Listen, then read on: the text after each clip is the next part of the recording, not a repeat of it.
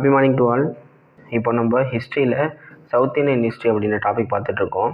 இதுக்கு முன்னாடி south Indian ஹிஸ்ட்ரினா general outline என்ன அண்ட் அப்புறம் பல்லவர்களை பற்றி நம்ம ஃபுல்லாக டீப்பாக பார்த்துட்டோம். இன்றைக்கி வீடியோவில் என்ன பார்க்க போகிறோம் அப்படின்னா பாண்டியர்களை பற்றி பார்க்க போகிறோம். அதிலும் குறிப்பாக 6ஆம் நூற்றாண்டுலேருந்து 9ஆம் நூற்றாண்டு வரை பாண்டியர்களோட பங்களிப்பு எப்படி இருந்துச்சுன்னா இந்த வீடியோவில் பார்க்க போகிறோம். இந்த வீடியோவை நீங்கள் ஃபஸ்ட் டைம் பார்க்குறவங்களா இருந்தீங்கன்னா இதுக்கு முன்னாடி சவுத் இந்தியன் ஹிஸ்ட்ரியோட ஜென்ரல் அவுட்லைனும் அண்டு பல்லவர்களை பற்றி வீடியோஸ் போட்டிருக்கோம். அதை பார்த்துட்டு அதுக்கப்புறம் இந்த வீடியோ பார்த்திங்கன்னா உங்களுக்கு இன்னும் கொஞ்சம் பெட்டராக இருக்கும். இந்த வீடியோக்குள்ளே போகலாம். பாண்டியர்கள் அவங்க ஆட்சி செஞ்சுட்டு இருந்த டைம் பீரியடை வச்சு அவங்கள எப்படி பிரிக்கலாம் அப்படின்னா, இப்போ சங்க காலத்தில் ஆட்சி செஞ்சுட்டு இருந்த பாண்டியர்கள், அதாவது பொது ஆண்டுக்கு முன் 300 ஆண்டுலேருந்து பொது ஆண்டு 300 ஆண்டு வரை ஆட்சி செஞ்சுட்டு இருந்தாங்களே, கிட்டத்தட்ட அந்த 600 ஆண்டுகள் ஆட்சி செஞ்சுட்டு இருந்தாங்களே, அந்த பாண்டியர்கள் எப்படி குறிப்பிடுறோம் அப்படின்னா முற்கால பாண்டியர்கள் அப்படின்னு குறிப்பிடுறோம். அதாவது சங்க காலத்தில் ஆட்சி செஞ்சுட்டு இருந்த பாண்டியர்கள் முற்கால பாண்டியர்கள். அதுக்கப்புறமேட்டு சங்க காலத்துக்கு அப்புறம் களப்பிரர்கள் உள்ள என்ட்ரி கொடுக்குறாங்க. களப்பிரர்களை மீண்டும் தோற்கடித்து ஆட்சி அரியணை ஏறினதுனால அவர்களை பிற்கால பாண்டியர்கள்னு சொல்கிறோம். இதுக்கு முன்னாடியே அவங்க ஒரு 600 இயர்ஸ் ரூல் பண்ணிட்டு இருந்தாங்க. ஸோ அவங்க அதை முற்கால பாண்டியர்கள் அப்படின்னும், ஒரு சர்டைன் கேப்க்கு அப்புறம் மறுபடியும் வந்ததுனால அந்த 6ஆம் நூற்றாண்டுலேருந்து 9ஆம் நூற்றாண்டு வரை ஆட்சி செஞ்சுட்டு இருந்ததை நம்ம பிற்கால பாண்டியாஸ்ன்னு சொன்னோம். அண்டு இதுக்கப்புறம் என்ன நடக்குது அப்படின்னா 9ஆம் நூற்றாண்டுக்கு அப்புறம் 9லேருந்து 12 வரை சோழர்கள் ஆட்சி செஞ்சுட்டு இருந்தாங்க. போன வீடியோவில் நான் சொல்லியிருக்கேன், அது சோழர்கள் ஆட்சி செஞ்சுட்டு இருந்தாங்க. அப்புறம் 12ஆம் நூற்றாண்டுக்கு அப்புறம் மறுபடியும் என்ன நிகழப்போகுது அப்படின்னா 12ஆம் நூற்றாண்டுக்கு அப்புறம் சோழர்களை தோற்கடித்து விட்டு மீண்டும் பாண்டியர்கள் ஆட்சி ஏறாங்க. அப்போது இந்த பிற்கால பாண்டியாஸ், அதாவது களப்பிரர்களுக்கு அப்புறம் அந்த பாண்டியர்களே 2 டைம் ஆட்சி செஞ்சுருக்காங்க. ஸோ அதனால் 6 முதல் 9ஆம் நூற்றாண்டு வரை ஆட்சி செஞ்சுட்டு இருந்த பிற்கால பாண்டியர்களை பிற்கால முதலாம் பாண்டிய பேரரசு அப்படின்னு சொல்கிறோம். அதுக்கப்புறம் 12ஆம் நூற்றாண்டுக்கு அப்புறம் சோழர்களை தோற்கடித்து விட்டு மறுபடியும் ஆட்சிக்கு வராங்கல்ல, அந்த டைமை என்னன்னு சொல்கிறேன் அப்படின்னா பிற்கால 2ஆம் பாண்டிய பேரரசுன்னு குறிப்பிட்றேன். ஓகே, இது உங்கள் ஸ்கூல் புக்கில் இருக்கும். ஸோ அந்த கன்ஃபியூஷன் எனக்கு பின்னாடி வரக்கூடாது அப்படிங்கிறக்காண்டி முன்னாடி நான் இதை எக்ஸ்பிளைன் பண்ணிட்டேன். ஓகேவா, இப்போ பாண்டியர்களை பற்றி பார்ப்போம். இப்போ இதில் என்னென்ன பார்க்க போகிறோம் அப்படின்னா பாண்டியர்களில் ஒரு மன்னருக்கு பின்னாடி அடுத்த மன்னர் யார் யார் வந்தால் அவர்களுக்கு வழக்கம் போல தான் அவர்களுக்கு என்னென்ன பட்டப்பெயர் இருந்துச்சு, அவர்களோட பங்களிப்பு கல்வியிலும் கட்டிடக்கலையிலும் என்னென்னவா இருந்திருக்கும், இவ்வளோ மட்டும்தான் பார்க்க போகிறோம். ஓகே, அப்போது ஃபஸ்ட் நம்ம என்ன தெரிஞ்சுக்கணும், களப்பிரர்கள்னு ஒருத்தவங்க ரூல் செஞ்சுட்டு இருந்தாங்க. ஸோ அவங்கள தோற்கடிச்சிட்டு பாண்டிய பேரரசை மீண்டும் தோற்றுவித்தது யாருன்னு தான் ஃபஸ்ட்டு தெரிஞ்சுக்க போகிறோம். அண்ட் அவங்களோட ஆட்சி பகுதிகளை பற்றி படிக்க போகிறோம். அப்போது கடுங்கோன் அப்படின்ற ஒரு பாண்டிய அரசன் தான் என்ன பண்ணுறாருன்னா களப்பிரர்களை தோற்கடித்து மீண்டும் பிற்கால பாண்டிய பேரரசை தோற்றுவிக்கிறார். ஓகே, இவர்கள் ஆட்சி பகுதி மதுரை மையமாக கொண்டு ரூல் பண்ணிட்டு இருந்தாங்க. இந்த டைம் பீரியடில் உங்களுக்கு என்ன நடக்குதுன்னு தெரியும்ல, போன வீடியோவில் சொல்லியிருக்கேன். இப்போது இந்த டைம் பீரியடில் தமிழகத்தில் ஒரு ஹாஃப் பல்லவர்கள் இருந்தாங்க. அதை போன வீடியோவில் பார்த்துட்டோம். அவங்க காஞ்சியை மையமாக கொண்டு ஆட்சி செஞ்சுட்டு இருந்தாங்க. ஸோ அதே மாதிரி இப்போது தமிழகத்தோட இன்னொரு ஆஃப், ஓகே, அதை பாண்டியர்கள் மதுரையை மையமாக கொண்டு ஆட்சி செஞ்சுட்டு இருந்தாங்க. அவர்களோட எல்லை என்னென்ன அப்படின்னு ஸ்கூல் புக்கில் மென்ஷன் பண்ணியிருக்காங்க. ஸோ இப்போது பாண்டிய நாட்டில் ஓடக்கூடிய செல்வமிக்க ஆறு அப்படின்னு அவங்க 2 ஆறு மென்ஷன் பண்ணுறாங்க. நல்லாவே தெரியும், மதுரைனாலே உங்களுக்கு தெரிஞ்சது என்ன, வைகை ஆறு. அண்ட் அதுக்கப்புறம் அப்போ இந்த பாண்டிய பேரரசு அப்படிங்கிறது எனக்கு மேலே தூத்துக்குடி திருநெல்வேலி வரையும் விரிவடைந்திருந்தது. ஸோ எனக்கு அப்போ அந்த ஜோனுக்கு போனால் அங்கே இருக்க ஆறு தாமிரபரணி ஆறு. அப்போது பாண்டியர்களோட எல்லைகளுக்கு உட்பட்ட முக்கியமான ஆறுகளாக 2 ஆறோட பேரே புக்கில் மென்ஷன் பண்ணியிருக்காங்க. என்னென்ன ஆறு அப்படின்னா வைகை ஆறும் தாமிரபரணி ஆறும். அப்புறம் இந்த பாண்டியர்களோட 4 சைடோட எல்லை மென்ஷன் பண்ணுறாங்க. ஈஸ்ட் வெஸ்ட் நார்த்து சவுத்து 4 எல்லையுமே மென்ஷன் பண்ணியிருக்காங்க. அதில் அவங்களுக்கு நார்த்து பார்டராக எதை சொல்கிறாங்கன்னா கீழே புதுக்கோட்டை வரையும் வராங்க. ஓகே, மதுரைக்கு மேலே அப்புறம் மதுரைக்கு கீழே புதுக்கோட்டை வரையுமே பாண்டியர்கள் ரூல் பண்ணியிருக்காங்க. புதுக்கோட்டையில் ஓடக்கூடிய ஒரு ஆறு, அந்த ஆறோட பேர் மென்ஷன் பண்ணல, ஜஸ்ட் புதுக்கோட்டை வழியாக ஓடும் ஒரு ஆறு. இங்கே நான் அந்த ஆறை பாயிண்ட் அவுட் பண்ணாமல் விட்டுட்டேன், இதை மார்க் பண்ணிக்கோங்க, அந்த இடத்துல ஆறு வரும். ஓகே, புதுக்கோட்டை வழியாக ஓடக்கூடிய ஒரு ஆறு தான் இது இந்த பாண்டியர்களோட நார்த் எல்லையாகவும், அடுத்து இந்திய பெருங்கடல் சவுத் எல்லையாக இருந்துச்சு. மேற்கு பகுதியில் பார்த்தா மேற்கு தொடர்ச்சி மலைகளும், கிழக்கில் வங்காள விரிகுடாம் இந்த பாண்டியர்களின் எல்லைகளாக குறிப்பிடப்பட்டிருந்தது அப்படின்னு மென்ஷன் பண்ணியிருக்காங்க. ஸோ ஸ்கூல் புக்கில் இருக்கிறதுனால இதெல்லாம் தெரிஞ்சு வச்சுக்கோங்க, ஏதாவது மேத்ஸில் கூட கேட்கறதுக்கான வாய்ப்புகள் இருக்கும். ஓகே, இப்போ கடுங்கோனை பற்றி பார்ப்போம். கடுங்கோனை பற்றி தெரிஞ்சுக்கிறதுக்கு ஒரே ஒரு பாயிண்ட் தான், களப்பிர மன்னனை தோற்கடித்து மீண்டும் பாண்டிய பேரரசை தோற்றுவித்த பாண்டிய மன்னன் யாருன்னு கேட்டால் அவர் கடுங்கோன். ஓகே, கடுங்கோனுக்கு அடுத்தபடியாக 2 அரசர்கள் ஆட்சி செஞ்சுருக்காங்க. அதில் ஒருத்தரோட பேர் மட்டும்தான் நமக்கு கிடைக்கப்பட்டிருக்கு. இருக்குது. அவரோட பேர் வந்து என்ன அப்படின்னா சேந்தன். ஓகே, இந்த சேந்தன் அப்படிங்கிறவருக்கு வானவன் அப்படின்ற ஒரு பட்டப்பெயர் இருக்குது. இந்த வானவன் அப்படின்ற பட்டப்பெயர் எதுக்கு வருது அப்படின்னா, இவர் வந்து ஒரு போரில் சேர மன்னனை தோற்கடித்தார். அதற்காக இவருக்கு வந்து வானவன் அப்படின்ற வந்து பட்டம் அளிக்கப்படுகிறது. ஓகே, கடுங்கோனுக்கு பிறகு ஆட்சி அரியணை ஏறியதில் சிறந்த அரசராக அறியப்படுபவர் வந்து அரிகேசரி மாறவர்மன் தான். இவர் வந்து 642 பதவி ஏற்றார் அப்படின்னு வைகை ஆற்று பகுதியில் கிடைக்கப்பட்ட கல்வெட்டுகள் மூலமாக நமக்கு நிறைய குறிப்புகள் கிடைக்கப்பட்டிருக்கு. இந்த 642 உங்களுக்கு ஞாபகம் இருக்கா? போன வீடியோவில் நம்ம பல்லவர்களை பற்றி பார்க்கும்போது இந்த 642 தான் என்ன ஆகும்னா, வான்ஸ்வாங் என்னும் சீன பயணி முதலாம் நரசிம்மரோட அவைக்கு வருவார். அப்படியே ஈவன் நம்பர் வந்து குறைஞ்சிக்கிட்டே வரும், 642 அப்படின்னு ஞாபகத்துக்கு சொன்னல அதே வருஷம். இப்படி இதை வந்து ரிலேட் பண்ணி படிச்சுக்கிட்டிங்கன்னா உங்களுக்கு மறக்காது. ஸோ அந்த 642 அங்கே என்னென்னா பல்லவர்களை வான்ஸ்வாங் வந்து முதலாம் நரசிம்மர் அவைக்கு வந்த டைம். அதே டைம் பீரியடில் தான் இங்கே என்ன நடக்குது அப்படின்னா, அரிகேசரி மாறவர்மன் அப்படின்ற பாண்டிய மன்னன் வந்து ஆட்சி அரியணை வந்து ஏறுகிறார். மாறவர்மன் அரிகேசரி வந்து முதலாம் மகேந்திரவர்மன் மற்றும் முதலாம் நரசிம்மவர்மருக்கு சமகாலத்தவராக இருந்திருக்கிறார் அப்படின்னு வந்து சொல்லியிருக்காங்க. ஓகே, அதுக்கடுத்து ரொம்ப ரொம்ப ரொம்ப முக்கியமான கொஷின். ஓகே, பல்லவர்களையும் ஒரு கொஷின் பார்த்தோம். மகேந்திரவர்ம பல்லவனை வந்து சமண மதத்திலேருந்து சைவ மதத்துக்கு மாற்றியது யாருன்னு பார்த்தோமா? திருநாவுக்கரசர். ஓகேவா? இங்கேயும் அதே மாதிரி அரிகேசரி மாறவர்மனையும் சமண மதத்திலிருந்து சைவ மதத்திற்கு வந்து ஒரு சைவ குறவர் வந்து மாற்றியிருக்காரு. அவரோட பேர் என்ன அப்படின்னா திருஞான சம்பந்தர். ஓகே, நல்லா தெளிவாக ஞாபகம் வச்சுக்கோங்க. மகேந்திரவர்ம பல்லவனை மாற்றியது வந்து திருநாவுக்கரசர். ஓகே, இங்கே அரிகேசரி மாறவர்மனை வந்து மதமாற்றம் செய்தது வந்து திருஞான சம்பந்தர். ஓகேவா? சைவ குறவர்கள் 4 பேர் உங்களுக்கு ஞாபகம் இருக்கா? போன வீடியோவில் கரெக்டாக பார்த்தோம். ஃபஸ்ட்டு திருநாவுக்கரசர், சுந்தரர், மாணிக்கவாசகர், திருஞான சம்பந்தர். ஓகேவா? இந்த அரிகேசரி மாறவர்மன் வந்து மதமாற்றம் செஞ்சது திருஞான சம்பந்தர். தெளிவாக ஞாபகம் வச்சுக்கோங்க, ரெண்டையும் போட்டு குழப்பிக்காதீங்க. ஓகே, இதை ஞாபகம் வச்சுக்கிறதுக்கு அவரோட பேர்லேயே இருக்கும் பாருங்கள், அரிகேசரி மாறவர்மன்னா கேசரி ஞாபகம் வச்சுக்கோங்க, ஸ்வீட்டு. ஸோ இவரோட பேரில் பாருங்கள் திருஞான சம்பந்தர்ன்னு இருக்கா? ஓகே, அப்போ திருஞான சம்பந்தம் முடிஞ்சதுனால அவங்க வந்து ஸ்வீட் பரிமாறிக்கிட்டாங்க, கேசரி சாப்பிட்டாங்கன்னு ஞாபகம் வச்சுக்கோங்க. அப்போது திருஞான சம்பந்தம் வந்தால் கேசரி, மாறவர்மன் அரிகேசரி. திருஞான சம்பந்தம் தான் வந்து மாறவர்மன் அரிகேசரி வந்து மதமாற்றம் செஞ்சார் அப்படின்னு வந்து சும்மா ஞாபகம் வச்சுக்கோங்க. ஓகே, இப்போ இதுக்கு மேலே என்னென்னா, இந்த மதமாற்றத்தை வச்சு ஒரு பெரிய கதையே இருக்குது. என்ன அப்படின்னா, ஆரம்பத்தில் அரிகேசரி மாறவர்மன் வந்து சமண மதத்தை தழுவினார். அப்புறம் திருஞான சம்பந்தரோட அறிவுறுத்தலின் பேரின் கீழ் அவர் வந்து சைவ மதத்திற்கு மாறுகிறார். இப்படி ஒரு சைவ மதத்துக்கு மாறினதுக்கு அப்புறம் என்ன பண்ணுறாரு அப்படின்னா, சமண மதத்தை தழுவியிருந்த மக்களையும் வந்து சைவ மதத்துக்கு மாறுங்கள்னு சொல்கிறாரு. ஓகே, இதை ஏற்க மறுத்த கிட்டத்தட்ட 8000 சமணர்களை வந்து இவர் கழுவேற்றியதாகவும் குறிப்புகள் வந்து கிடைக்கப்படுகிறது. இந்த கழுவேற்றம் அப்படின்னா என்னன்னா, இதுதான் அந்த கழுவேற்றத்துக்கான கிடைக்கப்பெற்ற சான்று, கல்வெட்டு. ஓகே, கழுவேற்றம்னா ஒரு கூர்மையான ஆயுதம், லைக் கூர்மையான கத்தியோ இல்லை கடப்பாறை மாதிரியான ஒரு கூர்மையான ஆயுதத்தை வச்சு செங்குத்தாக வச்சு அதுக்கு மேலே அவங்கள அப்படியே தொங்க விட்டுட்டா கொஞ்சம் கொஞ்சமாக உள்ளே குத்தி அவங்க வந்து இறந்து போயிடுவாங்க. இதுதான் வந்து கழுவேற்றம். கிட்டத்தட்ட இவர் வந்து 8000 சமணர்களை வந்து கழுவேற்றி கொன்றதாக குறிப்புகள் கிடைக்கப்படுது. ஆனால் ஒரு சில இதில் வந்து இது பொய் அப்படின்னும் மென்ஷன் பண்ணுறாங்க. புக்லேயே அதெல்லாம் இருக்குது, கான்ட்ரவர்சியான பாயிண்ட்ஸ் அப்படின்னு அதிலே மென்ஷன் பண்ணியிருப்பாங்க. ஆனால் கழுவேற்றியது உண்மைதான். ஆனால் 8000 பேர்த்த வந்து அவர் கழுவேற்றியதற்கான குறிப்புகள் எதுவும் இல்லைன்னு சொல்கிறாங்க. ஓகே, இப்படி அரிகேசரி மாறவர்மன் வந்து சமணர்களை கழுவேற்றினார் அப்படின்னு பெரிய புராணத்தில் ஒரு பாடல் வரியை வந்து அந்த இன்சிடெண்ட்டை வந்து மென்ஷன் பண்ணியும் கிடைக்கப்படுது. ஓகே, அப்புறம் இவருக்கு இருக்க பட்டப்பெயர்கள், இதுதான் இங்கே கேட்கக்கூடிய ரொம்ப ரொம்ப ரொம்ப ரொம்ப முக்கியமான கொஷின். ஓகே, இவருக்கு இருக்க பட்டப்பெயர்கள் என்னென்ன? ஆல்ரெடி ஒன்று சொல்லிட்டேன். இவர் வந்து சமணர்களை கழுவேற்றியதனால் இவருக்கு என்ன பேர் இருக்குது அப்படின்னா, கூன்பாண்டியன் அப்படின்னு வந்து ஒரு பட்டப்பெயர் வந்து இருக்குது. அதுக்கடுத்து நின்ற சீர் நெடுமாறன் அப்படின்னு ஒரு பெயர் இருக்குது. நெய்வேலி நின்ற நெடுமாறன் அப்படின்னு ஒரு பெயர் இருக்குது. இதெல்லாம் அப்படியே கேட்பாங்க. கூன்பாண்டியன் என்று அழைக்கப்பட்ட பாண்டிய மன்னன் யார்? இல்லைனா நின்ற சீர் நெடுமாறன் என்று அழைக்கப்பட்டவர் யார்? நெய்வேலி நின்ற நெடுமாறன் அழைக்கப்பட்டவர் யார்? எப்படி வேணும் கேட்கலாம். இந்த 3 பட்டப்பெயரையும் ஞாபகம் வச்சுக்கோங்க. இவ்வளோ தான் மாறவர்மன் அரிகேசரி பற்றியான முக்கியமான பாயிண்ட்ஸ்.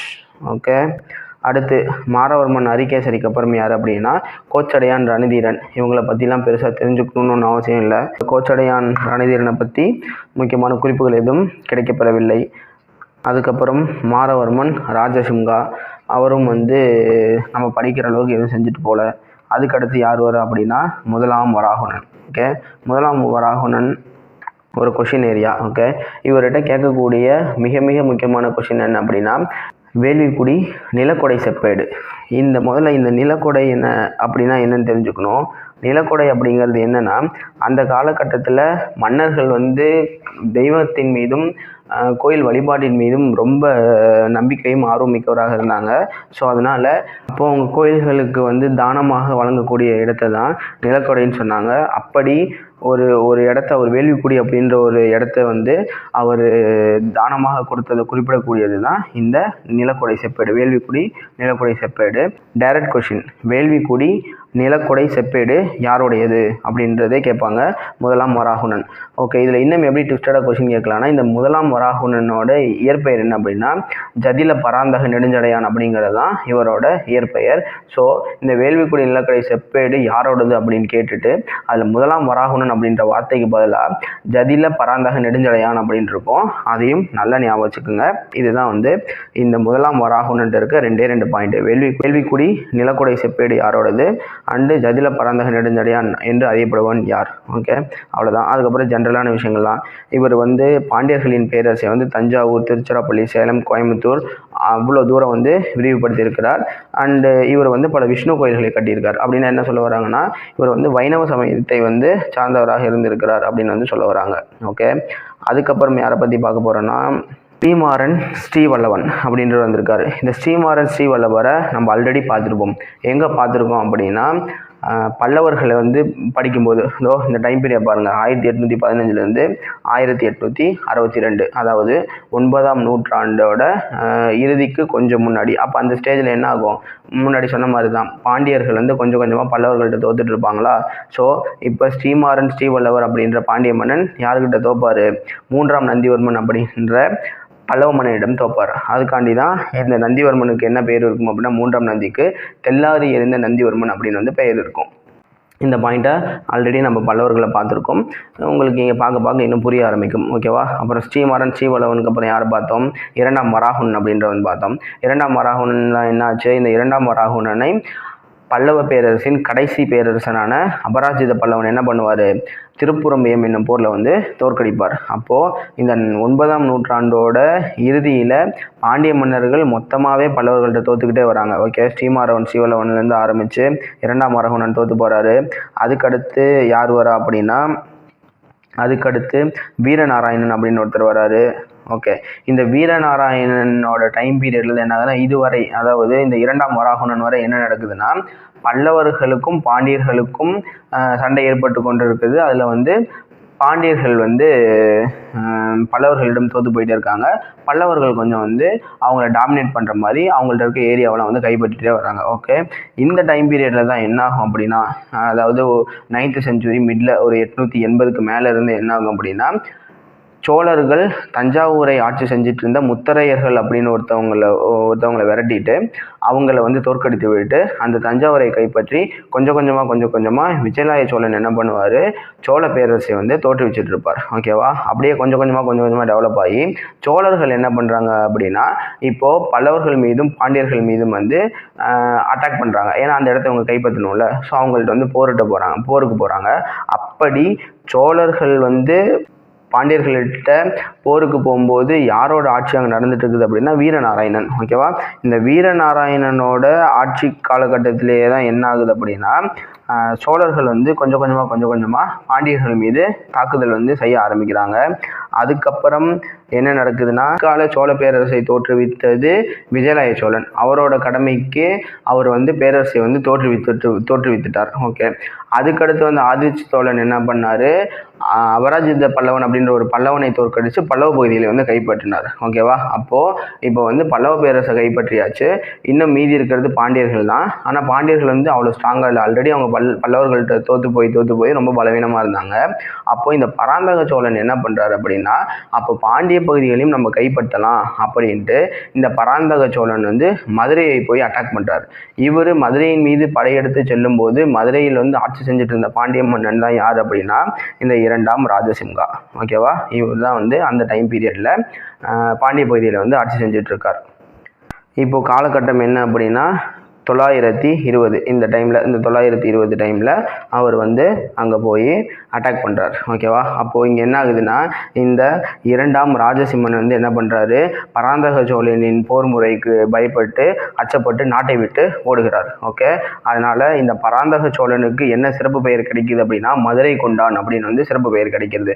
ஏன்னா பாண்டியர்களின் ஹெட் குவார்ட்டர்ஸை வந்து இவர் கைப்பற்றிட்டாரு.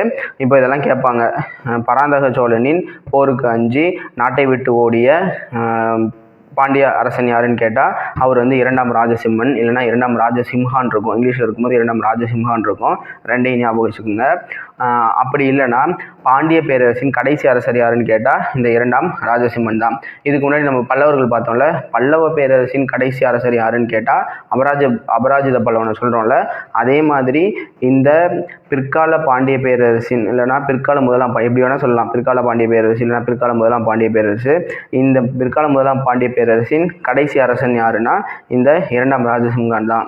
இந்த இரண்டாம் ராஜசிம்ஹா இங்கேருந்து நாட்டை விட்டு எஸ்கேப் ஆகி போய் அப்புறம் என்ன பண்ணுறாருன்னா, இவர் வந்து இலங்கைக்கு எஸ்கேப் ஆகி போய் அங்கே இருந்த மன்னரிடம் ஹெல்ப் கேட்குறாரு. ஓகே, இப்போ ஏன் இவர் இலங்கைக்கு போகிறாரு, இலங்கைக்கும் பாண்டியர்களுக்கும் என்ன ரிலேஷன்னா, ஒரு பாயிண்ட் சொல்ல மறந்துட்டேன். இங்கே இருக்கு பாருங்கள், ஸ்ரீமாறன் இருக்கார்ல, இந்த ஸ்ரீவல்லவர் என்ன பண்ணுறாருன்னா, இவர் இலங்கையின் மீது படையெடுத்து அங்கு பாண்டிய பேரரசை வந்து விரிவுபடுத்துகிறார். ஓகேவா? இந்த பாயிண்ட் ஞாபகம் வச்சுக்கோங்க. ஸ்ரீவல்லவர் தான் வந்து பாண்டிய அரசர்களில் முதலாக இலங்கையை போய் வந்து அட்டாக் செஞ்சு அங்கே வந்து பாண்டியர்களின் பேரரசை வந்து தோற்றுவித்தார். பாண்டியர்கள் வந்து அதிகாரத்தை வந்து அங்கே வந்து நிலைநாட்டினார். அப்போது பாண்டியர்களுக்கும் இலங்கைக்கும் ஒரு தொடர்பு ஏற்படுதா? ஸோ அதனால இந்த இரண்டாம் ராஜசிம்மன் என்ன பண்ணுறாரு அப்படின்னா, இவர் வந்து இங்கே தோற்றதுக்கப்புறம் இங்கேருந்து எஸ்கேப் ஆகி இலங்கைக்கு போய் இலங்கையில் இருக்க மன்னர்களிடம் வந்து ஹெல்ப் கேட்டு அவங்களோட பெரும்படையும் வந்து கூட்டிகிட்டு வந்து இப்போது இலங்கை மன்னர்களோட படையும் இந்த இரண்டாம் ராஜசிம்மன் அப்படின்ற பாண்டிய மன்னனின் படையும் வந்து யாரை வந்து எதிர்கொள்குது அப்படின்னா, பராந்தக சோழனை வந்து எதிர்கொள்குது. ஓகேவா? இந்த போரிலும் பராந்தக சோழன் மிக எளிமையாக வெற்றி கொண்டு பாண்டியர்கள் மற்றும் இலங்கை மன்னர்களின் கூட்டுப்படையை வந்து தோற்கடித்தார். இதனால் இவருக்கு வேற என்ன பட்டப்பேர் என்ன கிடைக்கிது அப்படின்னா, முன்னாடி பாண்டிய மன்னனை மட்டும் மதுரையில் தோற்கடித்ததுனால மதுரை கொண்டான் பேர் வந்துச்சா, இப்போ பாண்டிய மன்னன் ப்ளஸ் இலங்கை மன்னர்களோட படையும் வந்து சேர்த்து தோற்கடிச்சார்ல, அதனால மதுரையும் ஈழமும் கொண்டான் அப்படின்னு ஒரு பட்டப்பெயர் வந்து இவருக்கு கிடைக்குது. ஸோ இதெல்லாம் வந்து டைரக்ட் கொஸ்டின் அப்படியே கேட்பாங்க. மதுரை கொண்டான் அப்படின்னா யார்? மதுரை கொண்டான் அப்படின்னா பராந்தக சோழன். அப்படி இல்லைனா மதுரையும் ஈழமும் கொண்டான் யார் அப்படின்னு கேட்டாலும் அதுவும் பராந்தக சோழன் தான். இப்படி தான் பாண்டிய மன்னர்களிடமிருந்து 9ஆம் நூற்றாண்டின் இறுதியில் பாண்டிய பகுதிகள் வந்து சோழர்கள் வந்து கைப்பற்றினாங்க. ஓகேவா? இது வந்து பாண்டியர்களுக்கும் சோழர்களுக்கும் இருக்க கனெக்ஷன். இப்படி தான் வந்து பாண்டியர்களோட எண்டு வந்து முடிஞ்சுது. எந்த பாண்டியர்கள்? பிற்கால முதலாம் பாண்டிய பேரரசோட வந்து எண்டு முடிஞ்சுது. ஓகே, இதுக்கப்புறம் என்ன நடக்கும்? முதல்ல இந்த டைமில் இன்னும் பேரலாக என்ன நடந்துச்சுன்னு உங்களுக்கு தெரியும். சும்மா ஒரு டைம் ரீகால் பண்ணுறதுக்காண்டி சொல்கிறேன். என்ன அப்படின்னா, 6 முதல் 9ஆம் நூற்றாண்டு வரை தமிழகத்தின் ஒரு பகுதியை வந்து பல்லவர்கள் வந்து ஆட்சி செஞ்சுட்டு இருந்தாங்க. அந்த பல்லவ மன்னர்களின் கடைசி அரசன் தான் யார் அப்படின்னா அபராஜித பல்லவன். இந்த அபராஜித பல்லவனை வந்து ஆதித்த சோழன் வந்து தோற்கடிக்கிறார். ஓகேவா? அதே மாதிரி இன்னொரு பக்கம் பேரலாக என்ன நடக்கணும், மதுரை சுற்றி அதன் பகுதிகளை ஆட்சி செஞ்சுட்டு இருந்தவர்கள் பாண்டியர்கள். அந்த பாண்டிய மன்னர்களின் கடைசி அரசனாக அறியப்படக்கூடியவர் இந்த இரண்டாம் ராஜசிம்மன். இந்த இரண்டாம் ராஜசிம்மனை வந்து தோற்கடித்த சோழ அரசர் யார் அப்படின்னா பராந்தக சோழன். ஓகேவா? பராந்தக சோழன் வந்து இந்த பாண்டிய மன்னர்களை தோற்கடித்து பாண்டியர்கள் ஆட்சியை வந்து முடிவுக்கு கொண்டு வருகிறார். அப்போது சோழ மன்னர்கள் அடுத்தடுத்து பல்லவர்களையும் பாண்டியர்களையும் தோற்கடித்து பல்லவ பேரரசையும் பாண்டிய பேரரசையும் ஆட்சியை முடிவுக்கு கொண்டு வந்து 9 முதல் 12ஆம் நூற்றாண்டு வரை தமிழகத்தில் வந்து அவர்களோட ஆட்சியை வந்து தலைத்தோங்க வைக்கிறாங்க. ஸோ அப்போ அடுத்த வீடியோவில் வந்து சோழர்களை பற்றி தெளிவாக பார்க்கலாம். சோழர்களோட பங்களிப்பு இந்த 300 ஆண்டுகள் எப்படி இருந்துச்சுன்னு பார்த்துட்டு அதுக்கப்புறம் என்ன ஆகும் அப்படின்னா, இந்த 12ஆம் நூற்றாண்டோட இறுதியில் பாண்டியர்கள் என்ன பண்ணுறாங்கன்னா, மறுபடியும் சோழர்களை போய் அட்டாக் பண்ணி சோழ மன்னர்களை தோற்கடித்து அவர்களை தங்கள் கட்டுப்பாட்டின் கீழ் கொண்டு வந்து பாண்டிய பேரரசு 12ஆம் நூற்றாண்டிற்கு மேல் வந்து மறுபடியும் எழுச்சி அடையும். ஓகே, அதை தான் நான் உங்களுக்கு முன்னாடி ஸ்டார்டிங்கில் மென்ஷன் பண்ணி காமிச்சேன், பிற்கால 2ஆம் பாண்டிய பேரரசுன்னு. ஸோ அப்போ அடுத்த வீடியோவில் நம்ம சோழர்களை பற்றி தெளிவாக பார்த்துட்டு, அதாவது தெளிவானா 9ஆம் நூற்றாண்டு 12ஆம் நூற்றாண்டு வரை அவர்களோட ஆட்சியை பற்றி பார்த்துட்டு அதுக்கப்புறம் மறுபடியும் மறுபடியும் பாண்டியர்களை பற்றி பார்ப்போம். 12ஆம் நூற்றாண்டுக்கு அப்புறம் பாண்டியர்களோட ஆட்சி எப்படி இருந்துச்சு, பாண்டியர்கள் கையிலேருந்து கொஞ்சம் கொஞ்சமாக அது எப்படி முகலாயர்கள் கைக்கு போயிடுச்சு, முகலாயர்கள் கையிலேருந்து எப்படி வந்து ஆங்கிலேயர்கள் கைக்கு மாறுச்சு அப்படின்றது, அதாவது ஆட்சி மாறுச்சு அப்படிங்கிறத அடுத்தடுத்த வீடியோவில் பார்க்கலாம். இந்த வீடியோ உங்களுக்கு யூஸ்ஃபுல்லாக இருந்திருக்கும்னு நினைக்கிறேன். இந்த வீடியோ உங்களுக்கு யூஸ்ஃபுல்லாக இருந்துச்சுன்னா உங்கள் ஃப்ரெண்டுக்கு இதை ஃபார்வர்ட் பண்ணுங்கள். அண்ட் அடுத்தடுத்த வீடியோஸில் பார்ப்போம். தேங்க்யூ ஃபார் வாட்சிங்.